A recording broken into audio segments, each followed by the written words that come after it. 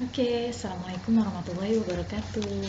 Kita belajar PKN dengan KD 3.2 masih tentang pelaksanaan hak dan kewajiban sebagai warga masyarakat dalam kehidupan sehari-hari. Kemudian indikatornya menjelaskan hak dan kewajiban masyarakat terhadap hewan sekitar ya. Jadi kewajiban dan hak kita di lingkungan terhadap hewan.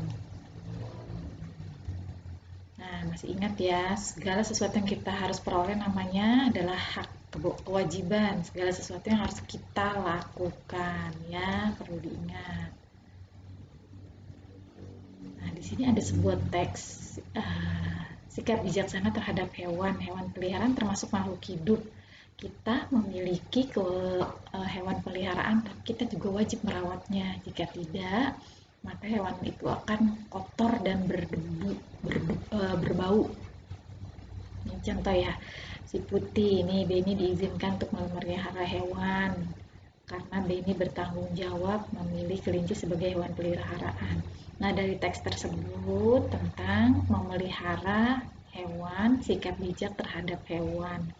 Hewan ini kamu punya hak untuk memelihara, tapi juga kamu punya kewajiban, yaitu merawatnya dengan memberi makan, memberi minum, kemudian memandikannya, lalu merawat kandangnya. Merawat kandang itu maksudnya dibersihkan ya, karena kalau tidak dibersihkan akan kotor sehingga dia akan mudah sakit hewannya, kotor, kemudian bau, sehingga lama-kelamaan dia tidak terawat dan bisa mengakibatkan kematian untuknya. Lama-lama dia sakit karena lingkungannya, tempat tinggalnya tidak sehat atau juga jarang diberi makan, diberi minum. Ya, jadi harus dirawat. Nih, dari teks ini ada pertanyaan. Apakah hak yang diberikan ibu kepada Beni? Haknya itu diizinkan ibu untuk memelihara hewan ya. Kemudian bagaimana cara Beni melaksanakan kewajiban memelihara si Putih? Si Putih ini kelinci ya. Cara melaksanakan kewajiban itu dengan memberi makan, memberi minum, kemudian membersihkan kandangnya secara rutin. Apa manfaat yang diperoleh Beni setelah melaksanakan kewajiban memelihara si Putih? Nah, setelah melaksanakan kewajibannya, Beni berhak untuk menyayangi binatang tersebut, ya, menyayangi, misalkan menggendongnya, memegangnya, ya, apalagi sudah dirawat, jadi kelinci itu bersih, tidak kotor dan tidak berbau. Apa akibatnya jika Beni tidak melaksanakan kewajiban untuk memelihara si Putih? Tentu saja jika Beni tidak melaksanakan kewajiban, hewannya akan kotor dan berbau, juga tidak sehat. Ya, yang pasti karena tidak diberi makan, tidak diberi minum, kemudian kandangnya tidak dibersihkan secara rutin, ya, maka si kelinci ini akan menjadi kotor dan berbau serta tidak sehat. Nah, ini menjaga keseimbangan alam.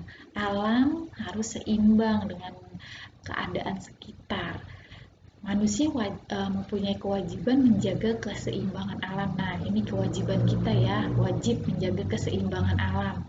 Dengan bagaimana tidak mengganggu kehidupan hewan liar atau tidak melakukan perburuan liar, karena banyak manusia yang melakukan perburuan terhadap hewan-hewan liar yang ada di hutan. Ya, untuk pada umumnya mereka melakukannya untuk kepentingan sendiri, kepentingan pribadi, keuntungan sendiri. Nah, begitu mereka melakukan perburuan, dampaknya adalah hewan-hewan akan punah, kemudian lingkungannya juga pasti akan rusak ya. Kemudian yang terakhir itu terganggunya keseimbangan alam ya.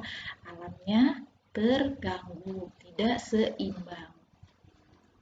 Nah, ini contoh penebangan hutan secara liar mendapat dampak yang tidak baik untuk hewan. Nah, ini adalah penebangan liar, ya, penebangan yang tidak berizin dari pemerintah. Karena kalau penebangan yang resmi tidak liar itu mendapatkan izin dari pemerintah, ya, dan sesuai dengan standar. Karena tidak semua pohon bisa ditebang. Nah, jika penebangan hutan secara liar ini terus-menerus dilakukan, nah akan merusak tempat tinggal hewan.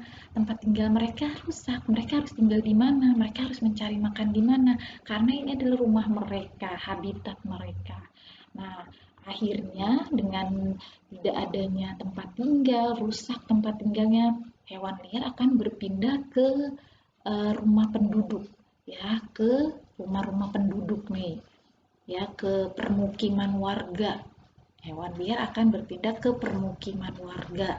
Nah, hal ini mengganggu warga karena hewan liar akan merusak peternakan dan perkebunan.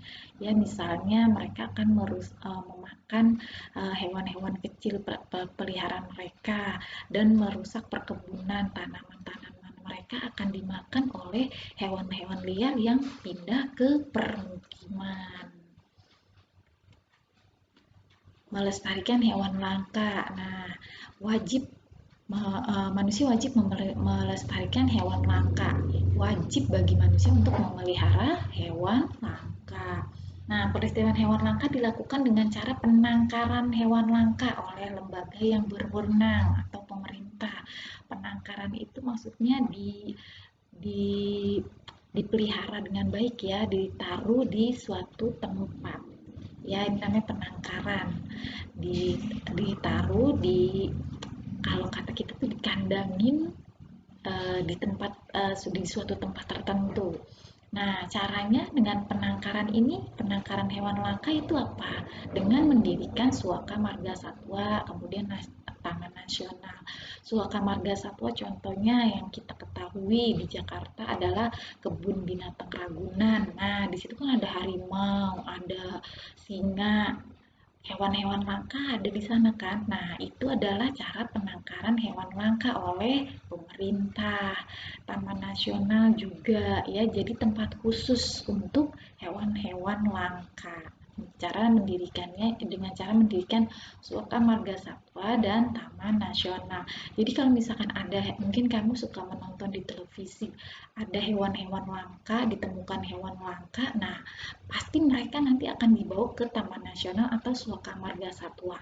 Nah, di sana akan dirawat dengan baik, ya, diberi makan dan minum, kemudian diberi kandang yang layak. Nah, sehingga dengan mendirikan Suaka Marga Satwa ini, merawat hewan langka, ya, keseimbangan alam dapat terjaga, ya. Oke, terima kasih. Wassalamualaikum warahmatullahi wabarakatuh.